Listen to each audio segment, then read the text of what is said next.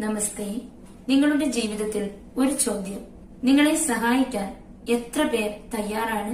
ഒരു പ്രതിസന്ധി വരുമ്പോൾ ആരാണ് നിങ്ങളോടൊപ്പം നിൽക്കുന്നത്? പണം, പദവി, പ്രശസ്തി ഇവയെല്ലാം ഒരു ദിവസം നഷ്ടപ്പെടാം.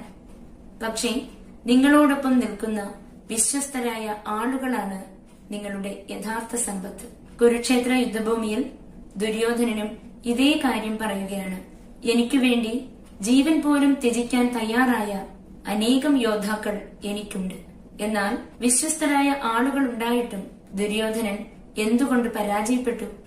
ഈ ഒരു ശ്ലോകം നിങ്ങളുടെ ജീവിതത്തിലെ ബന്ധങ്ങളെയും നേതൃത്വത്തെയും കുറിച്ചുള്ള കാഴ്ചപ്പാട് മാറ്റും. അന്യേച ബഹവശൂരാ മദർത്തേ ത്യക്ത ജീവിതാ നാനാശസ്ത്ര പ്രഹരണാ സർവേ യുദ്ധവിശാരദാ. അന്യേച ഇവരെ കൂടാതെ ബഹവശൂര മദർത്തേ ത്യക്ത ജീവിത എനിക്കു വേണ്ടി ജീവൻ പോലും ത്യജിക്കാൻ തയ്യാറായ അനേകം ധീരന്മാരുണ്ട്. നാനാശസ്ത്ര പ്രകരണ അവർ വിവിധ ആയുധകലകളിൽ പ്രാവീണ്യമുള്ളവരും സർവേ യുദ്ധവിശാരദ യുദ്ധകലയിൽ വിദഗ്ധരുമാണ്.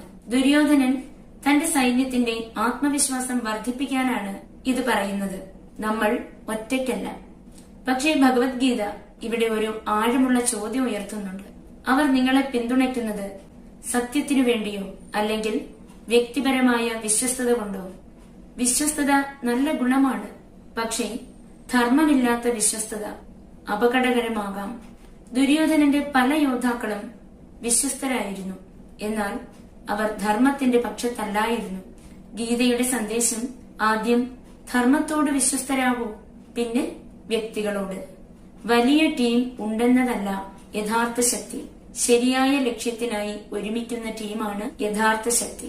നിങ്ങളോടൊപ്പം നിൽക്കുന്ന ആളുകളുടെ എണ്ണം പ്രധാനമല്ല, അവരുടെ മൂല്യങ്ങളാണ് പ്രധാനമായത്.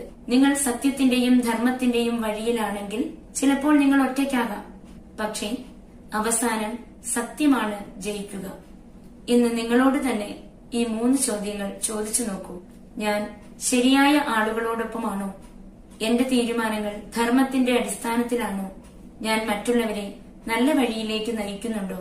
ദുര്യോധനന് അനേകം ധീരന്മാരുണ്ടായിരുന്നു, പക്ഷേ ധർമ്മത്തിന്റെ ശക്തി ഇല്ലായിരുന്നു. ഭഗവത്ഗീത നമ്മെ പഠിപ്പിക്കുന്നത് വിജയത്തിന് ആളുകളുടെ എണ്ണം പോരാ, ശരിയായ മൂല്യങ്ങൾ വേണം. ഹേ ശ്രീകൃഷ്ണ, സത്യത്തിന്റെ വഴിയിൽ നടക്കാനുള്ള ധൈര്യം ഞങ്ങൾക്ക് നൽകണമേ. ശരിയായ സുഹൃത്തുക്കളെ തെരഞ്ഞെടുക്കാനുള്ള വിവേകം നൽകണമേ. ധർമ്മത്തെ ജീവിതത്തിലെ എല്ലാ തീരുമാനങ്ങളുടെയും അടിസ്ഥാനമാക്കാൻ ഞങ്ങളെ അനുഗ്രഹിക്കണമേ. ഹരി ഓം തത്സത്. നന്ദി.